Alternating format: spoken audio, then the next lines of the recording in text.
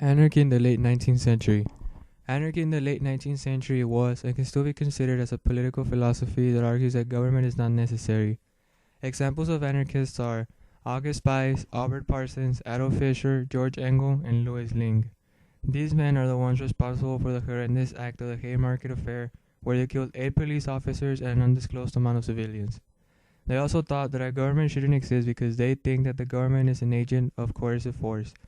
These men lived in the era where massive corruption took place, and they would only see the government taking care of the business owners, leaving the normal working people without justice.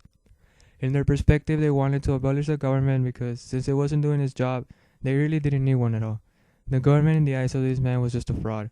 Most of these men would protest and educate people through written communication in the German newspaper Die Zeitung.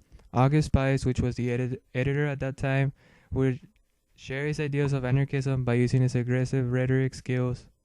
In one of his published works, he wrote, "They killed the poor wretches because they, like you, had the courage to disobey the supreme will of your bosses. They killed them to show you, free American citizens, that you must be satisfied with whatever your bosses condensed you to allow, or you will get killed. If you are men, if you are the sons of your grandsires who have shed their blood to free you, then you will rise in your might and destroy the hideous monster that seeks to destroy you. To arms, we call you, to arms." What this meant is that he is telling the people that are being mistreated to not allow it and fight back. August Spies was trialed in a harsh manner, a manner where he couldn't defend himself from anything since the jury members were relatives of the slain policemen. The state attorney even told the jury, "Convict this man, make examples of them, hang them, and you save your institutions."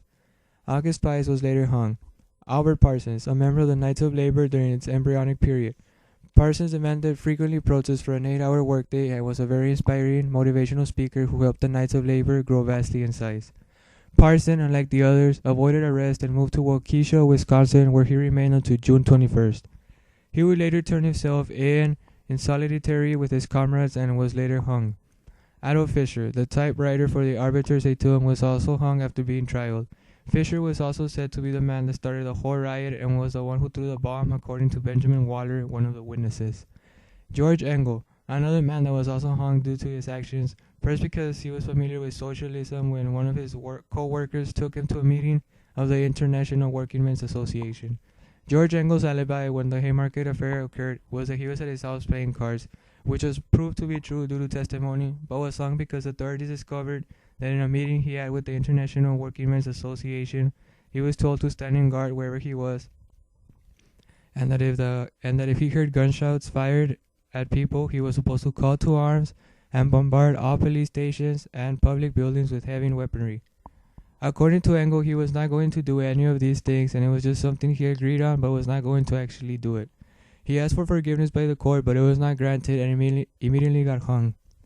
Louis Ling, a German anarchist who was put to trial without real evidence that he was one of the men that played a role in the killing of people at the affair. He, instead of being hung, committed suicide the day before he was scheduled to be hung. Louis Ling killed himself by using a small bomb. He put the bomb in his mouth at around 9 a.m. and destroyed his whole face. He lived in agony for another 6 hours until he died at around 3. It was believed by many that he didn't want his fate to be in hands of the oppressors and would rather be a martyr for the cause by his own volition. All of these men are examples of anarchists during the late 19th century and the roles that they played when they were fighting for their labor rights.